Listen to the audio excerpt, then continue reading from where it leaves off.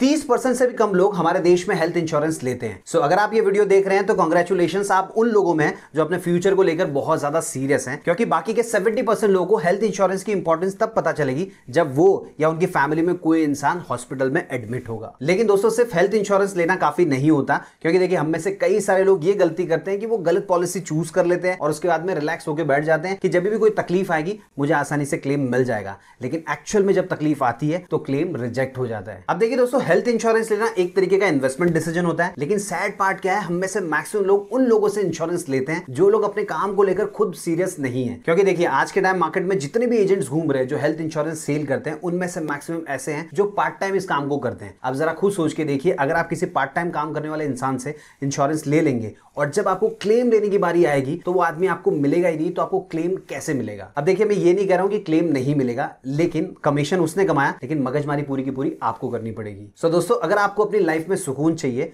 तो आपको थोड़ा सा नॉलेज खुद ले लेना चाहिए कि भाई हेल्थ इंश्योरेंस लेने से पहले क्या क्या चीजों का ध्यान रखा जाता है। सो इसीलिए तो मैं ये वीडियो भी बना रहा हूं। इस वीडियो के अंदर हम क्या क्या चीजें कवर करेंगे, सबसे पहले ये समझ लेते हैं। देखिए, हेल्थ इंश्योरेंस लेने से पहले वो कौन सी मैंडेटरी चीजें होती है जो आपको पता होनी चाहिए, वो कवर करेंगे। इसके बाद में सबसे ज्यादा क्लेम रिजेक्ट किस कारण की वजह से होते हैं उनके बारे में बात करेंगे। साथ ही साथ में हेल्थ इंश्योरेंस में बहुत सारे ऐसे हिडन टर्म्स होते हैं जिनके बारे में हमको पता नहीं होता है, लेकिन वो बहुत ज्यादा इंपैक्ट डालते हैं, तो उनके बारे में भी बात करेंगे। इसके अलावा कई सारे लोगों को ये भी कंफ्यूजन होता है कि मार्केट में टॉपअप और सुपर टॉपअप प्लान भी मिलते हैं, तो क्या हमको उनके साथ जाना चाहिए, और अगर जाना चाहिए तो किस कंडीशन में जाना चाहिए। इसके अलावा कई सारे लोगों को ये भी कंफ्यूजन होता है कि मुझे मेरी कंपनी की तरफ से हेल्थ इंश्योरेंस मिला हुआ है, तो क्या मुझे अलग से भी हेल्थ इंश्योरेंस लेना चाहिए? तो इसका आंसर भी आपको मिल जाएगा। सो दोस्तों, आप यूं समझ लीजिए, अगर आपने पूरा वीडियो देख लिया तो आप डिफरेंशिएट कर पाएंगे कि कौन सी पॉलिसी आपके लिए बेस्ट होगी और कौन सी बेस्ट नहीं होगी। इसके अलावा दोस्तों, एक छोटी सी रिक्वेस्ट है, अभी तक वीडियो को लाइक नहीं किया तो प्लीज लाइक कर दीजिए और नीचे कमेंट बॉक्स में लिख के बताइए आप किस एज ग्रुप से बिलोंग करते हैं, ताकि मुझे ये पता चल जाए कौन सी एज ग्रुप के लोग सबसे ज्यादा सीरियस हैं, फिर मैं उन्हीं के हिसाब से आने वाले कंटेंट को प्रिपेयर कर पाऊं। अब दोस्तों, सबसे पहले तो ये बात कर लेते हैं कि अगर आप हेल्थ इंश्योरेंस पॉलिसी लेना चाहते हैं तो आपको कौन से प्लान के साथ जाना चाहिए, इंडिविजुअल या फिर फैमिली फ्लोटर प्लान के साथ। सो देखिए, ये डिपेंड करता है कि आपकी फैमिली में टोटल कितने मेंबर्स है और उनकी एज क्या है। जैसे मान लीजिए आपकी फैमिली में टोटल 5 लोग हैं, हस्बैंड, वाइफ, 2 बच्चे और एक माता या पिता जो सीनियर सिटीजन है। सो इस केस में आपको क्या करना चाहिए, इन चारों के लिए अलग प्लान लेना चाहिए और इनके लिए अलग प्लान लेना चाहिए। अब मैं ऐसा क्यों बोल रहा हूं, देखिए जो सीनियर सिटीजन होते हैं उनका जो प्रीमियम का अमाउंट होता है वो ज्यादा होता है एज कंपेयर टू जो यूथ है या जो यंग लोग हैं उनके कंपेरिजन में। अब देखिए, आपने पांचों का मिलाकर एक ही फैमिली फ्लोटर प्लान लिया तो उस केस में आपको प्रीमियम ज्यादा पे करना पड़ेगा और जो भी टोटल अमाउंट होगा वो भी डिवाइड हो जाएगा सबके अंदर। मान लीजिए आपने 10 लाख रुपए की पॉलिसी ली और 5 लोग हैं तो पर हेड हो जाएगा 2-2 लाख रुपया। अब जरा सोच के देखिए, जो सीनियर सिटीजन है अगर वो बीमार पड़ जाता है, 7-8 लाख रुपए खर्चा हो जाता है, तो पर हेड कितना पैसा बचेगा। इसलिए दोस्तों, सबसे स्मार्ट डिसीजन क्या होता है कि जो भी घर के अंदर सीनियर सिटीजन है उनके लिए अलग प्लान लिया जाए और जो यंग जनरेशन वाले लोग हैं उनके लिए अलग प्लान लिया जाए। अब अगर आपके मन में ये डाउट है कि अगर फैमिली के अंदर 2 सीनियर सिटीजन है, जैसे माताजी पिताजी, तो उनके लिए क्या करें, तो उनके लिए अलग प्लान ले लीजिए और जो यंग जनरेशन वाले लोग हैं उनके लिए अलग प्लान ले लीजिए। अब प्लान लेने से पहले देखिए, मार्केट में बहुत सारी कंपनीज है जो हेल्थ इंश्योरेंस प्रोवाइड कर रही है। सो आपको कौन सा प्लान सिलेक्ट करना चाहिए ये डिपेंड करेगा इन 6 फैक्टर्स पे जो मैं आपको बताने वाला हूं। तो चलिए फटाफट देख लेते हैं वो 6 चीजें कौन सी हैं। सबसे पहली चीज जो आपको चेक करनी है वो होता है वेटिंग पीरियड। देखिए, ऐसा नहीं होता कि आज आपने पॉलिसी ले ली और 15 दिन के बाद में आपको कोई बीमारी आ गई, जैसे आपको डेंगू हो गया तो आप हॉस्पिटलाइज हो गए, आपका 1-1.5 लाख रुपए का बिल हो गया, आपको लगा मैंने तो पॉलिसी ली हुई है, क्लेम मिल जाएगा, और जब आपने क्लेम के लिए डाला तो वो रिजेक्ट हो जाएगा। क्योंकि देखिए, कोई भी पॉलिसी होती है ना, वो कम से कम 30 दिन के बाद में क्लेम देना शुरू करती है। इसके अलावा दोस्तों, ये भ्रम में भी मत रहिएगा कि हर बीमारी के लिए आपको क्लेम मिल जाएगा, क्योंकि हर पॉलिसी के अंदर साफ साफ लिखा होता है कौन सी बीमारी के लिए आपको कितना टाइम रुकना पड़ेगा और कौन सी बीमारी के लिए आपको क्लेम मिलेगा या फिर नहीं भी मिलेगा। इसके अलावा दोस्तों, जो प्री एग्जिस्टिंग डिजीज होती है, जैसे मान लीजिए बहुत सारे लोग होते हैं जिनको डायबिटीज होता है, अस्थमा होता है, थायराइड होता है, ब्लड प्रेशर होता है, ऐसी और भी कई सारी बीमारियां होती हैं, तो उनके अंदर आपको 30 दिन के अंदर क्लेम नहीं मिलता है, कम से कम 1 साल, 2 साल, 3 साल, 4 साल इतना रुकना पड़ सकता है। तो आपकी पॉलिसी में क्या लिखा हुआ है, कितने टाइम रुकना पड़ेगा, ये आपको पता होना चाहिए। अगर मैं आपको एग्जांपल के हिसाब से बताऊं तो मान लीजिए एक इंसान है जिसको डायबिटीज है और उसने एक पॉलिसी खरीदी, उसकी पॉलिसी में साफ साफ लिखा था कि डायबिटीज से रिलेटेड जो भी बीमारियां होंगी उनका क्लेम आपको 4 साल बाद मिलेगा। सो मान लीजिए उसने 2025 के अंदर कोई पॉलिसी खरीदी है और उस पॉलिसी के अंदर 10 लाख रुपए का उसको कवरेज मिल सकता है। अब जरा सोच के देखिए, 2027 के अंदर उसको किडनी से रिलेटेड कोई प्रॉब्लम होती है और पता चलता है कि वो प्रॉब्लम डायबिटीज की वजह से हुई, तो क्या उसको क्लेम मिलेगा? आंसर इज नो, उसका क्लेम रिजेक्ट हो जाएगा। क्योंकि देखिए डॉक्टर साफ साफ लिख के देगा कि इनको डायबिटीज है, जिसकी वजह से किडनी के साथ ये प्रॉब्लम हुई है, जिसकी वजह से हमको ऑपरेट करना पड़ा। तो उस केस में जो भी पैसे होंगे वो उस आदमी को अपने जेब से भरने पड़ेंगे। सो आपको ये पता होना चाहिए कि जो भी प्री एग्जिस्टिंग डिजीज है वो कब से कवर होती है। अगर आप सस्ती वाली पॉलिसी खरीदेंगे तो आपको लंबे समय वेट करना पड़ेगा। अगर आप ज्यादा प्रीमियम पे करते हैं, महंगी वाली पॉलिसी खरीदते हैं, तो उस केस में कम समय में भी आपको कवरेज मिल सकता है। अब दोस्तों ये तो उनकी बात हो गई जिनको प्री एग्जिस्टिंग डिजीज है, मतलब पहले से कोई बीमारी है। अब बहुत सारे लोग ऐसे भी होते हैं जो फिट एंड फाइन होते हैं, 1 साल के बाद में पता चलता है कि उसको हर्निया हो गया। तो उस केस में अगर वो ऑपरेशन करवाता है तो क्या उसको क्लेम मिलेगा? आंसर इज डिपेंड करता है कि भाई उसकी पॉलिसी में लिखा है तो मिलेगा, नहीं लिखा है तो नहीं मिलेगा। मतलब देखिए बहुत सारी ऐसी डिजीज होती है जिनके लिए साफ साफ लिखा होता है कि आपको 1 साल वेट करना है, 2 साल वेट करना है, 3 साल वेट करना है। सो अगर उसमें लिखा होगा कि 1 साल के अंदर क्लेम मिलेगा तो मिल जाएगा। अगर लिखा होगा कि 2 साल बाद मिलेगा तो आपको क्लेम नहीं मिलेगा, आपका क्लेम रिजेक्ट हो जाएगा। इसके अलावा दोस्तों बहुत सारे लोग क्या करते हैं, प्लान करते हैं। जैसे जो सीनियर सिटीजन होते हैं उनको अक्सर कैटरेक्ट का प्रॉब्लम हो जाता है, जो मोतियाबिंद होता है उसका। तो वो लोग क्या सोचते हैं कि हम पॉलिसी ले लेंगे, उसके बाद में मोतियाबिंद का ऑपरेशन करवा लेंगे।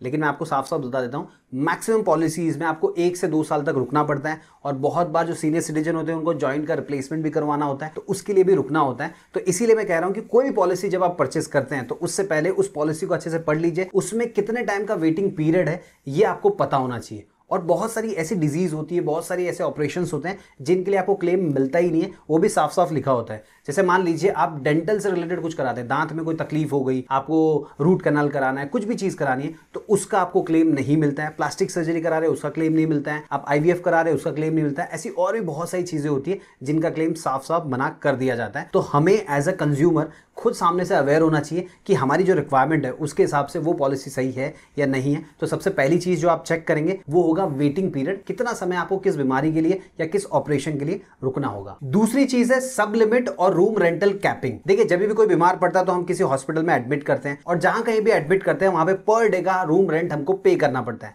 अब अलग अलग हॉस्पिटल में अलग अलग रूम रेंट हो सकता है, कहीं पे 2000 होगा, कहीं पे 5000 होगा, कहीं पे 10,000 होगा, कहीं पे 15,000 रुपए भी होगा। अब मान लीजिए आपकी पॉलिसी में साफ साफ लिखा हुआ है कि आपके जो रूम रेंटल की कैपिंग है वो सिर्फ 3,000 रुपए है, लेकिन आपको पता ही नहीं है। आप किसी ऐसे हॉस्पिटल में एडमिट हो गए जहां पे रूम मिल रहा है आपको 6,000 रुपए के हिसाब से, और आपने पूरा ट्रीटमेंट करा लिया। अब जरा कैलकुलेशन करते हैं कि कितना खर्चा आ सकता है। सो मान लीजिए जिसको भी आपने एडमिट कराया वो 5 दिन वहां पे एडमिट था, तो 6,000 रुपए के हिसाब से हो गया 30,000 रुपया। उसके बाद में उसका जो ऑपरेशन वगैरह हुआ उसका लगा 1 लाख रुपया, डॉक्टर ने विजिट किया, टेस्ट वगैरह कराया, उसका हो गया 50,000 रुपया, फिर मेडिसिन वगैरह दी, उसका हो गया 20,000 रुपया। मतलब टोटल आपका खर्चा हो गया 2 लाख रुपया। अब आपके दिमाग में ऐसा होगा कि 2 लाख रुपया पूरा का पूरा आपको क्लेम मिलने वाला है, लेकिन क्या आपको 2 लाख रुपए का क्लेम मिलेगा? आंसर इज नो, आपको सिर्फ और सिर्फ 1 लाख रुपए का क्लेम मिलेगा। अब आप कहेंगे ये कैसे पॉसिबल हो सकता है? अगर रूम का रेंटल 30,000 रुपए आया, 3,000 रुपए हमारा पर डे का लिमिट है, तो उस हिसाब से 15,000 रुपए कटना चाहिए, बाकी का तो पूरा क्लेम मिलेगा। लेकिन ऐसा नहीं होगा, क्योंकि देखिए कंपनी क्या कहेगी, आपने 6,000 रुपए वाला रूम लिया, उसी के हिसाब से जो एडिशनल चार्जेस लगे हैं वो भी रूम के हिसाब से ही लगते हैं। अगर आपने सस्ता वाला रूम लिया होता तो चार्जेस कम लगते, आपने और महंगा लिया होता तो चार्जेस और ज्यादा लगते। इसलिए दोस्तों कंपनी आपको पूरा क्लेम नहीं देगी, सिर्फ 50% का क्लेम ही देने वाली है। सो जब भी आप पॉलिसी लेने जाते हैं या फिर किसी से भी लेते हैं तो सबसे पहले आपको ये पता होना चाहिए कि रूम रेंटल की जो कैपिंग है वो कितनी है। सबसे बेस्ट तो होगा कैपिंग होनी ही नहीं चाहिए,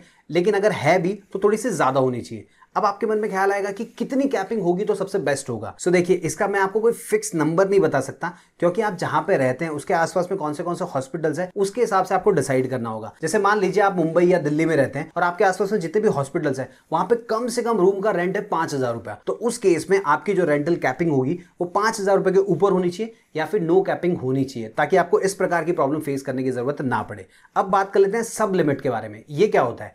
देखिए जब हम पॉलिसी लेते हैं तो हमको लगता है कि हर बीमारी के लिए पूरा क्लेम मिलेगा, लेकिन ऐसा होता नहीं है। बहुत सारी बीमारियों के लिए लिमिट लगाई जाती है। जैसे मान लीजिए आपके घर में कोई सीनियर सिटीजन है, उसके लिए आपने पॉलिसी ली है, अब उनको मोतियाबिंद हो गया, सो आप क्या करेंगे, अपने आसपास में किसी भी अच्छे से हॉस्पिटल में उनको एडमिट कराएंगे, उनका ऑपरेशन कराएंगे, और मान लीजिए ऑपरेशन के अंदर 1 लाख रुपए का खर्चा हो गया, सो आपको क्या लगता है पूरा का पूरा आपको क्लेम मिल जाएगा? Answer is no. अगर आपकी पॉलिसी के अंदर लिखा होगा कि सिर्फ 25,000 रुपए का क्लेम मिलेगा या 50,000 का क्लेम मिलेगा, 75,000 का क्लेम मिलेगा, तो उतना ही मिलेगा, बाकी का पैसा आपको अपने जेब से देना होगा। तो इसीलिए आपको पहले से पता होना चाहिए कि कौन सी बीमारी के लिए टोटल कितना क्लेम दिया जाता है ताकि आप अकॉर्डिंगली हॉस्पिटल में जा सकें।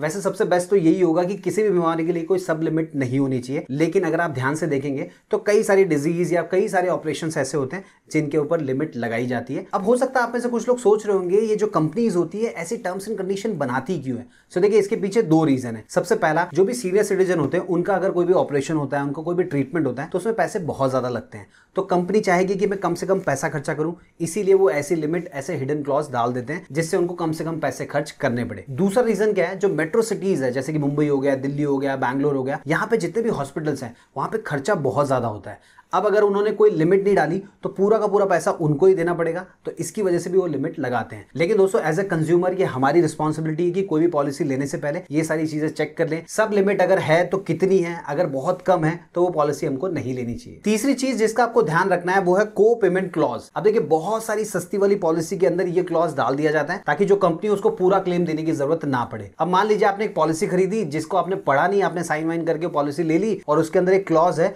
कि जो भी पेमेंट होगा उसमें से 30% आपको पे करना पड़ेगा, रिमेनिंग 70% जो होगा उसी का आपको क्लेम मिलने वाला है। अब जरा सोच के देखिए, आप या आपकी फैमिली में कोई भी हॉस्पिटल में एडमिट हो जाता है, 1 लाख रुपए का बिल आता है और जब आपको पता चलता है कि 30% आपको पे करना है तो 30,000 रुपए आपको अपने जेब से पे करना पड़ेगा और 70,000 रुपए का क्लेम ही आपको मिलने वाला है। अब ये तो 1 लाख रुपए था इसलिए आपको ज्यादा लगेगा नहीं, लेकिन मान लीजिए बिल 10 लाख, 15 लाख, 20 लाख का होता है तो उस केस में कितना ज्यादा आपको पे करना पड़ेगा आप कुछ सोच सकते हैं। देखिए हम हेल्थ इंश्योरेंस इसीलिए तो लेते हैं ताकि हम सुकून की जिंदगी जी सकें। अगर हेल्थ इंश्योरेंस लेने के बाद भी हमको जेब से पेमेंट करना पड़ेगा तो उसका कोई सेंस ही नहीं बनता। इसीलिए जो लो प्रीमियम वाली पॉलिसीज होती है उनको ध्यान से देखिएगा। अगर उनमें ऐसा वाला क्लॉज है कि भाई आपको आधा आपको पे करना होगा या सर्टेन अमाउंट आपको पे करना होगा तो वैसी पॉलिसीज को आपको अवॉइड करना चाहिए। थोड़ा सा आपको ज्यादा पेमेंट करना होगा वो एक बार चल जाएगा, लेकिन उसमें इस प्रकार का क्लॉज नहीं होना चाहिए। दोस्तों मान लीजिए आपको एक ऐसी पॉलिसी मिलती है जिसके अंदर ये वाला क्लॉज है लेकिन उसका प्रीमियम अमाउंट है सिर्फ 10,000 रुपए। वहीं आपको एक और पॉलिसी मिलती है जिसके लिए आपको 15,000 रुपए पे करना पड़ रहा है लेकिन ये वाला क्लॉज नहीं है।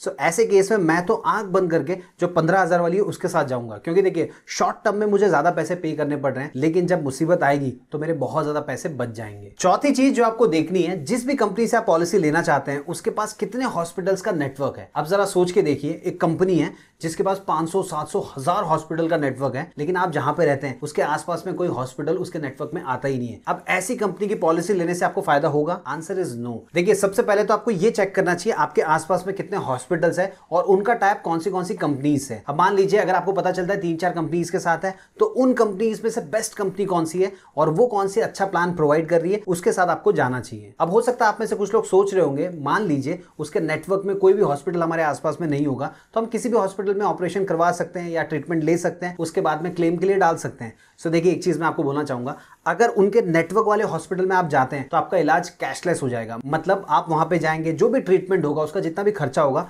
वो ऑटोमेटिकली हॉस्पिटल की तरफ से कंपनी को भेज दिया जाएगा, जल्दी अप्रूवल मिल जाएगा, आपको अपने जेब से 1 रुपए भी पे करने की जरूरत नहीं पड़ेगी। वहीं अगर आप किसी ऐसे हॉस्पिटल में जाते हैं जो उनके नेटवर्क में नहीं आता है तो सबसे पहले तो वो पैसा आपको अपने जेब से पे करना पड़ेगा। अब जरा सोच के देखिए, जो फैमिली का मेन मेंबर है अगर वही बीमार पड़ जाए तो उस केस में जो फैमिली के दूसरे मेंबर्स है उनको पैसा अरेंज करने में कितना मेहनत करना पड़ेगा और उसके बाद में फिर वो क्लेम के लिए भेजेंगे, 10-15 दिन, महीना भर, 2 महीने के बाद में क्लेम मिलेगा। और दोस्तों ये भी पॉसिबिलिटी कि आपका क्लेम रिजेक्ट कर दिया जाए, क्योंकि आजकल कई सारी कंपनीज ऐसे भी करती है कि ये वाला पर्टिकुलर हॉस्पिटल में अगर आप जाके इलाज कराते हैं तो उस केस में आपको क्लेम नहीं मिलेगा। सो जो भी पॉलिसी आप ले रहे हैं उससे पहले आपको ये पता होना चाहिए कि आपके आसपास में उनके नेटवर्क के कितने हॉस्पिटल्स है ताकि कैशलेस आपको इलाज मिल सके, और साथ ही साथ में जो दूसरे हॉस्पिटल्स है वहां पे अगर आप ट्रीटमेंट करवाते हैं तो क्या आपको क्लेम मिलेगा या नहीं मिलेगा। अब देखिए नेटवर्क हॉस्पिटल्स की लिस्ट चेक करना बहुत इजी है। आप जिस भी कंपनी का प्लान लेना चाहते हैं या जिससे भी पॉलिसी लेना चाह रहे हैं उनकी वेबसाइट पे जाइए, वहां पे आपको पूरे हॉस्पिटल्स की लिस्ट देखने को मिल जाएगी। पांचवी चीज जो आपको सबसे पहले चेक करनी है कि कौन सी कंपनी की आपको पॉलिसी खरीदनी है। सो देखिए ये आप कर पाएंगे क्लेम सेटलमेंट रेशियो से और रिव्यू से। अभी क्लेम सेटलमेंट रेशियो क्या होता है,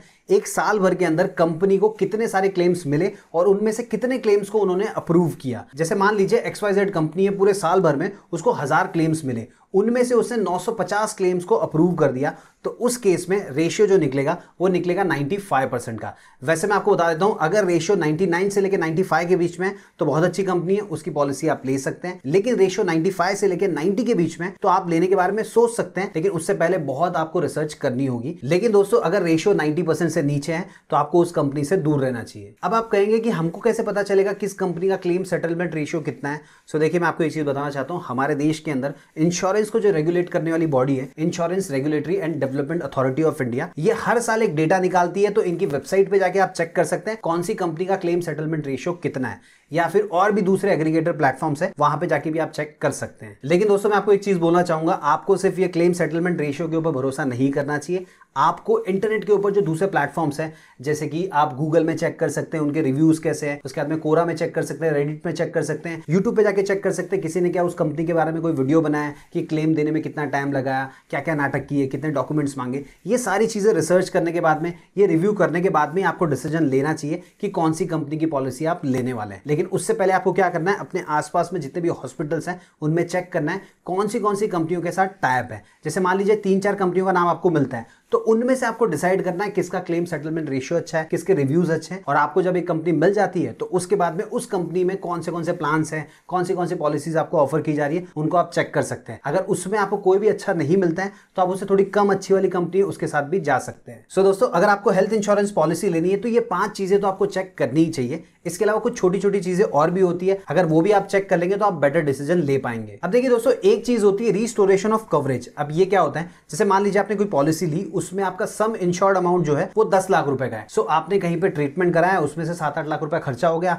सो अब 2 लाख रुपए बचा है। तो वो कंपनी क्या करेगी, फिर से उस पॉलिसी के अंदर जो टोटल कवरेज होगा उसको बढ़ा के 10 लाख रुपए कर देगी। लेकिन इसमें भी अलग अलग टाइप के क्लॉज होते हैं, तो वो आपको चेक करना होता है कि आपकी पॉलिसी में कौन सा क्लॉज लागू होता है। देखिए, इसमें टोटल 3 कंडीशन होती है। सबसे पहली कंडीशन क्या होती है कि जब तक आपका जो टोटल अमाउंट है वो एग्जॉस्ट नहीं हो जाएगा तब तक आपको रिफिल नहीं मिलेगा। दूसरी कंडीशन ऐसी होती है कि आपने मान लीजिए यूज किया 10 लाख में से 2-3 लाख रुपया और फिर वापस से वो रिफिल होकर 10 लाख रुपया हो जाएगा। फिर तीसरी कंडीशन ऐसी भी होती है, मान लीजिए आपने 10 लाख रुपए का लिया हुआ है और उसमें से आपको कोई बीमारी हो जाती है जिसमें 7-8 लाख रुपया खर्चा हो जाता है, तो अब आपके पास सिर्फ 2 या 3 लाख रुपए बचते हैं। सो वापस से रिफिल तो हो जाएगा, लेकिन सेम बीमारी के लिए आपको कवरेज या फिर क्लेम नहीं मिलेगा। अगर आपको दूसरी बीमारी होती है तो उसमें क्लेम मिल जाएगा, लेकिन सेम बीमारी के लिए अगर आप जाएंगे तो जो आपका रिमेनिंग अमाउंट है 2 या 3 लाख रुपया, उतने आपको क्लेम मिलेगा। सो मान लीजिए कोई एजेंट आके आपको कहता है कि इस पॉलिसी के अंदर आपको रिस्टोरेशन ऑफ कवरेज मिलता है, बहुत अच्छी पॉलिसी है, तो सबसे पहले उसको पूछ लेना कि भाई इन तीनों कंडीशंस में से कौन सी कंडीशन इस पर्टिकुलर पॉलिसी के अंदर है। अगर वो बता देता है तो बहुत अच्छी बात है, अदरवाइज आपको खुद को चेक करना होगा। उसके बाद में दोस्तों आपको ये भी चेक कर लेना है जिस पॉलिसी को आप खरीद रहे हैं उसके अंदर आपको नो क्लेम बोनस मिल रहा है या नहीं मिल रहा है। अब ये क्या होता है,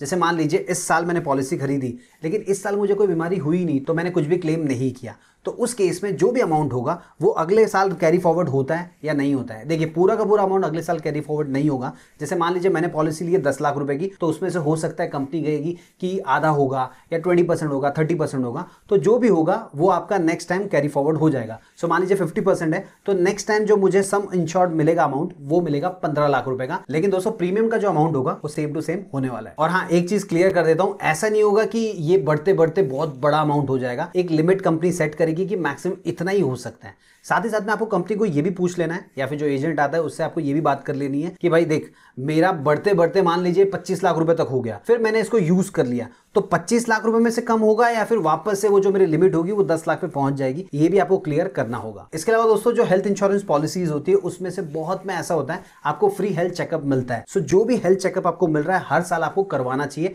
और उसकी जो रिपोर्ट है आपको अपने पास रखनी चाहिए। अब क्यों रखनी चाहिए, देखिए मान लीजिए आपने 3 साल तक कोई भी क्लेम नहीं लिया तो रिपोर्ट आपने निकाल के रखी होगी। चौथे साल जब आप क्लेम लेने जाएंगे तो ये बोल के नहीं रिजेक्ट करना चाहिए कि भाई ये जो बीमारी आपको पहले से थी। अगर आपने फुल हेल्थ चेकअप करवाया होगा तो आप दिखा सकते हैं कि पिछले 3 साल से मुझे कोई बीमारी नहीं थी, तो आप ये बोल के रिजेक्ट मत कीजिए कि ये जो बीमारी है मुझे पहले से है। चलिए दोस्तों, बात कर लेते हैं टॉपअप और सुपर टॉपअप प्लान्स के बारे में। आपने ये दोनों वर्ड्स भी इस पर्टिकुलर इंडस्ट्री में सुना होगा। अब इन दोनों का मतलब क्या होता है और किसके साथ आपको जाना चाहिए वो भी समझ लेते हैं। देखिए, मान लीजिए आपने एक पॉलिसी खरीद ली जिसके अंदर जो टोटल अमाउंट है वो है 10 लाख रुपए का, लेकिन फिर आपको कोई कंपनी कहती है कि भाई आप इतना अमाउंट पे करेंगे तो उस केस में हम आपको 10 लाख रुपए का और टॉपअप प्रोवाइड कर सकते हैं या सुपर टॉपअप प्रोवाइड कर सकते हैं। सो मान लीजिए पहली पॉलिसी जो आपने खरीदी थी उसके लिए आपको 15,000 रुपए पे करना पड़ा, लेकिन जो टॉपअप आपको मिल रहा है वो आपको मिल रहा है मुश्किल से 2,000 में, 3,000 में या 5,000 रुपए के अंदर। वहीं सुपर टॉपअप आपको मिल रहा है 7,000 रुपए के अंदर। सो आपको किसके साथ जाना चाहिए, देखिए इन दोनों के साथ एक चीज जुड़ी होती है जिसे कहा जाता है डिडक्टिबल। अब ये क्या होता है, जैसे मान लीजिए आपने 10 लाख रुपए का टॉपअप या सुपर टॉपअप खरीदा तो उसके अंदर कहा जाएगा कि सबसे पहले 3 लाख रुपए का अमाउंट जब आप पे करेंगे उसके बाद में ये वाली जो पॉलिसी होगी वो एक्टिवेट होगी और फिर आपको उसका बेनिफिट मिलने वाला है। अब दोस्तों हो सकता है आप में से कुछ लोगों को कंफ्यूजन हो रहा होगा, तो मैं आपको एक सिंपल से एग्जांपल के जरिए समझा देता हूं। मान लीजिए मैंने एक पॉलिसी खरीदी जिसका अमाउंट है 5 लाख रुपए का और उसके बाद में मुझे एक टॉपअप पॉलिसी का भी ऑप्शन मिल जाता है, तो मैं क्या करता हूं वो भी खरीद लेता हूं। उसके अंदर मैं 10 लाख रुपए का खरीदता हूं हूँ और उसमें डिडक्टेबल जो अमाउंट था वो 3 लाख रुपए का था। अब देखिए फिर मुझे हॉस्पिटल में एडमिट होना पड़ता है और मेरा जो खर्चा हो जाता है 7 लाख रुपए का। सो स्टार्टिंग का जो 5 लाख रुपए वो पहली पॉलिसी से निकल जाएगा, 3 लाख रुपए भी अचीव हो चुका है, मतलब जो मेरी टॉपअप पॉलिसी है वो भी एक्टिवेट हो चुकी है, तो जो रिमेनिंग 2 लाख रुपए मुझे यहाँ से मिल जाएगा। लेकिन अब जरा सोचिए, मुझे फिर से हॉस्पिटल में एडमिट होना पड़ता है और इस बार 2 लाख रुपए का खर्चा हो जाता है, तो क्या मुझे उसका क्लेम मिलेगा? आंसर इज नो, क्योंकि देखिए पहली जो पॉलिसी थी वो ऑलरेडी एग्जॉस्ट हो चुकी है और जो मैंने टॉपअप पॉलिसी ली उसकी कंडीशन क्या है कि जब तक टोटल बिल 3 लाख रुपए का नहीं होगा तब तक मुझे क्लेम नहीं मिलेगा। वहीं दोस्तों अगर मैंने सुपर टॉपअप प्लान लिया होता तो ऐसा कुछ होता ही नहीं, जैसे एक बार मैंने अचीव कर लिया उसके बाद में हर बार मुझे क्लेम मिलेगा। जैसे सेम सिनेरियो में अगर आप देखेंगे 7 लाख रुपए का बिल बना तो 3 लाख रुपए अचीव हो चुका, तो 2 लाख रुपए पहली बार मिला, उसके बाद में फिर से अगर मैं एडमिट हुआ 2 लाख रुपए का खर्चा हुआ तो उसका भी बेनिफिट मुझे मिलेगा। तो यही डिफरेंस होता है टॉपअप और सुपर टॉपअप में, दोनों में प्राइस का डिफरेंस हो सकता है, तो आप जब भी जाएंगे सुपर टॉपअप के साथ आपको जाना चाहिए। चलिए दोस्तों फाइनली बात कर लेते हैं वो कौन से रीजंस होते हैं जिनकी वजह से मोस्टली जो क्लेम्स होते हैं उनको रिजेक्ट किया जाता है। सबसे पहला रीजन होता है प्री एग्जिस्टिंग डिजीज को डिस्क्लोज ना करना। देखिए कई सारे लोग क्या करते हैं, स्मार्ट बनने के चक्कर में उनको जो बीमारी होती है या जो भी प्रॉब्लम होती है वो बताते ही नहीं है, लेकिन जब क्लेम लेने की बारी आती है तो कंपनी को पता चल जाता है कि ये जो पर्टिकुलर बीमारी थी ये पिछले इतने साल से थी, तो उसका क्लेम जो होता है वो डायरेक्टली रिजेक्ट कर दिया जाता है। जैसे मैं आपको एग्जाम्पल के तौर पर बताता हूँ, मान लीजिए एक इंसान है जिसको ब्लड प्रेशर का प्रॉब्लम था, लेकिन उसने फॉर्म भरते वक्त डिस्क्लोज नहीं किया कि उसको बीपी का प्रॉब्लम है, फिर 1 साल के बाद में उसको प्रॉब्लम फेस करनी पड़ती है जिसकी वजह से उसको हॉस्पिटलाइज करना पड़ता है। अब देखिए जब डॉक्टर आएगा तो वो किसी ना किसी फैमिली मेंबर से बात करेगा, तो मान लीजिए उसका भाई खड़ा है, वो बोल देगा कि हाँ डॉक्टर साहब पिछले 2-3 साल से इसको बीपी का प्रॉब्लम था तो शायद उसी की वजह से हुआ रहेगा, तो डॉक्टर तो सारी डिटेल्स नोट कर देगा और वो सारी डिटेल्स फिर हेल्थ इंश्योरेंस कंपनी को चली जाएगी। अब कंपनी को जब पता चलेगा कि भाई 1 साल पहले पॉलिसी ली गई तब तो बताया नहीं कि बीपी का प्रॉब्लम है, ये तो 2-3 साल से प्रॉब्लम है, तो क्लेम को डायरेक्टली रिजेक्ट कर दिया जाएगा। इसीलिए दोस्तों कहा जाता है कि जो भी आपको प्रॉब्लम है वो आपको पहले डिस्क्लोज कर देनी चाहिए। देखिए इससे होगा क्या, आपका जो प्रीमियम का अमाउंट है वो बढ़ जाएगा, लेकिन लॉन्ग रन में ये आपको बेनिफिट ही देने वाला है। जैसे मान लीजिए अगर आप डिस्क्लोज नहीं करते हैं तो पॉलिसी खरीदने के लिए अगर आपको 15,000 रुपया खर्चा करना पड़ेगा, 2 साल तक आप खर्चा करेंगे तो 30,000 रुपया खर्चा करेंगे, लेकिन अगर आप डिस्क्लोज कर देंगे तो हो सकता है 15 की जगह 25,000 रुपया आपको खर्चा करना पड़े, तो 2 साल में आप 50,000 रुपया खर्चा करेंगे, तो एक्स्ट्रा आपको 20,000 रुपया खर्चा करना पड़ रहा है। लेकिन 2 साल के बाद में जब आपको क्लेम चाहिए होगा तो आपको लाखों का बेनिफिट हो सकता है। अब हो सकता है आप में से कुछ लोग सोच रहे होंगे कि हमारे साथ तो कोई प्रॉब्लम ही नहीं है, तो हम एक्जैक्टली बताएं क्या। देखिए अगर आपके साथ कोई प्रॉब्लम नहीं है ना, तो आपको सबसे पहले तो ये क्लियर करना चाहिए कि क्या पिछले कुछ टाइम में आप किसी मेडिकेशन पे थे, मतलब लगातार 2-3 महीने, 4 महीने, 6 महीने तक आपने किसी बीमारी के लिए या किसी भी चीज के लिए दवाई खाई थी। अगर खाई थी तो आपको पहले ही वो चीज बता देनी चाहिए। उसके बाद में अगर पास्ट में आपकी कोई सर्जरी हुई है तो उसके बारे में भी आपको अपडेट करना चाहिए। साथ ही साथ में अगर आप कुछ दिनों के लिए हॉस्पिटलाइज हुए थे तो किस कारण की वजह से हुए थे ये भी आपको साफ साफ बता देना चाहिए। और हाँ, जो लोग सिगरेट पीते हैं, शराब पीते हैं, वो भी उनको अपडेट कर देना चाहिए ताकि बाद में आपको प्रॉब्लम फेस करने की जरूरत ना पड़े। तो ये सारी चीजें अगर आप डिस्क्लोज कर देंगे तो आपको कोई भी इशू नहीं होगा। दूसरा सबसे बड़ा रीजन जिसकी वजह से क्लेम्स को रिजेक्ट कर दिया जाता है वो ये होता है कि इस पर्टिकुलर बीमारी या इस पर्टिकुलर ट्रीटमेंट के लिए आपको हॉस्पिटल में एडमिट होने की जरूरत ही नहीं थी, इसको तो घर पे भी ट्रीट किया जा सकता था। देखिए आज के टाइम में अगर आप किसी भी हॉस्पिटल में जाएंगे ना, वहां पे आपको इतना डरा दिया जाएगा कि आपको बोलेंगे कि अभी का अभी एडमिट हो जाओ, अदरवाइज अगर आप यहां से जाएंगे उसके बाद में क्या होगा उसकी हमारी कोई भी गारंटी नहीं होगी। अब उस सिचुएशन में हम घबरा जाते हैं, हम हॉस्पिटल में एडमिट हो जाते हैं, 1-1.5 लाख रुपए का बिल बन जाता है, हमें लगता है कि क्लेम मिल जाएगा, लेकिन क्लेम रिजेक्ट कर दिया जाता है। अब हो सकता है आप में से कुछ लोग सोच रहे होंगे कंपनी को कैसे पता चलता है कि इस पर्टिकुलर ट्रीटमेंट या डिजीज के लिए हमको हॉस्पिटल में एडमिट होने की जरूरत नहीं थी, इसको तो घर पे भी ट्रीट किया जा सकता था। देखिए कंपनी के पास डॉक्टर्स की टीम होती है, तो जो भी आप फॉर्म में डिटेल्स भरते हैं, जो भी डॉक्यूमेंट्स आप अटैच करते हैं, तो डॉक्टर्स की जो टीम होती है उन सबको वेरीफाई करती है और उनको पता चल जाता है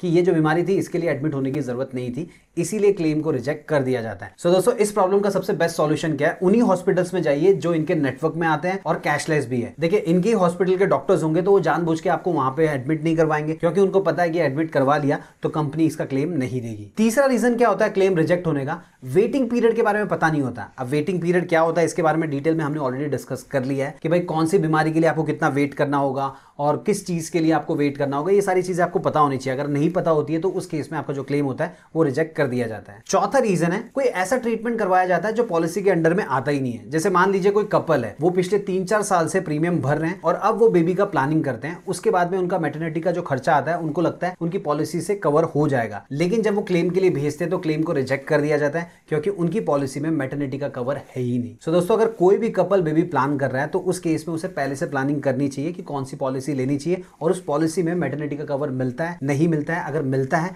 तो कितना वेटिंग पीरियड है, ये सारी चीजें पता होनी चाहिए। पांचवा रीजन होता है डॉक्यूमेंट इनकम्प्लीट सबमिट करना या फिर लेट सबमिट करना। देखिए जैसे कि मैंने आपको बताया कि कंपनी के पास भी डॉक्टर्स की टीम होती है, तो उनके पास जब डॉक्यूमेंट जाते हैं तो सबसे पहले वो चेक करते हैं, उनकी जो क्वेरीज होती है वो क्वेरीज वो भेजते हैं। तो क्वेरी का आंसर अगर उनको टाइम पे मिल जाता है तो क्लेम हो जाता है, लेकिन अगर टाइम पे नहीं मिल पाता, बहुत टाइम लगता है, तो उस केस में भी क्लेम को रिजेक्ट कर दिया जाता है। अब देखिए यहाँ पे सबसे बड़ा रोल प्ले करता है आपका एजेंट। अगर वो फुल टाइम यही काम करता है तो वो आपको हेल्प करेगा, सारे डॉक्यूमेंट्स को वो कलेक्ट करके कंपनी को भेजेगा, और अगर सामने से कोई क्वेरी आती है तो उसके लिए क्या आंसर देना चाहिए उसके लिए भी डॉक्टर से फॉलोअप करेगा। ये सारा काम वो करने वाला है। लेकिन अगर आपने किसी पार्ट टाइम इंसान से खरीदा है जिसके पास टाइम ही नहीं होगा तो ये काम करेगा कौन? तो ऐसे केसेस में भी जो क्लेम होता है वो रिजेक्ट हो जाता है। छठा रीजन है आपने गलत हॉस्पिटल में ट्रीटमेंट कराया। देखिए जैसे कि मैंने आपको पहले ही बताया, अगर आप ऐसे हॉस्पिटल में जाके ट्रीटमेंट कराते हैं जो ना तो इनके नेटवर्क में आता है ना ही ये उसको सपोर्ट करते हैं, तो उस केस में क्या होगा, आप कितना भी पैसा खर्चा कर दीजिए आपको 1 रुपए का भी क्लेम नहीं मिलेगा। तो इसीलिए सबसे पहले आपको चेक कर लेना कि जिस भी हॉस्पिटल में आप जाना चाहते हैं वो हॉस्पिटल इनके साथ टाइप है, क्लेम मिलेगा या नहीं मिलेगा। सो दोस्तों ये मेजर 6 रीजंस होते हैं जिनकी वजह से पॉलिसी का जो क्लेम होता है वो मिल नहीं पाता। तो ये सारी चीजें आपको अवॉइड करनी चाहिए। अब दोस्तों अगर आपके साथ कुछ अलग एक्सपीरियंस हुआ है, कोई और रीजन था जिसकी वजह से क्लेम आपका रिजेक्ट कर दिया गया, आप नीचे कमेंट बॉक्स में लिख के बता सकते हैं, क्योंकि बहुत सारे लोग कमेंट्स भी पढ़ते हैं, वहां से भी उनको इन्फॉर्मेशन मिल सकती है। अब देखिए दोस्तों ये वीडियो ऑलरेडी काफी लंबा हो चुका है, तो अब मैं आखिरी में एक ही सवाल का जवाब दे देता हूं। अगर आपके मन में और कोई डाउट होंगे, कंफ्यूजन होंगे, आप कमेंट बॉक्स में लिख के पूछ सकते हैं, वहां पे मैं आपको आंसर कर दूंगा। इसके अलावा मुझसे बात करनी है तो इंस्टाग्राम पे डीएम कर दीजिए, वहां पे मैं एक्टिव रहता हूं, मैं कोशिश करूंगा आपका जो भी सवाल है उसका जवाब दे दूं। अब देखिए आप में से कई सारे लोग जानना चाह रहे होंगे कि मैं जिस कंपनी में काम करता हूं वहां पे मुझे ऑलरेडी हेल्थ इंश्योरेंस मिला हुआ है, तो क्या मुझे इंडिविजुअल भी लेना चाहिए? आंसर बहुत सिंपल सा है, यस आपको लेना चाहिए। अब क्यों लेना चाहिए? देखिए जिस दिन आप कंपनी में काम करना बंद कर देंगे आपका जो इंश्योरेंस होगा वो भी चला जाएगा, तो बाद में आपको अलग से ही लेना होगा। अब मान लीजिए आपने किसी कंपनी में 5-6 साल काम किया, तो 5-6 साल पहले आपको कोई भी बीमारी नहीं थी, लेकिन 5-6 साल के बाद में आपको बीमारी हो सकती है, तो उस केस में आपको ज्यादा प्रीमियम पे करना पड़ेगा। अगर आपने पहले से शुरुआत कर दी होगी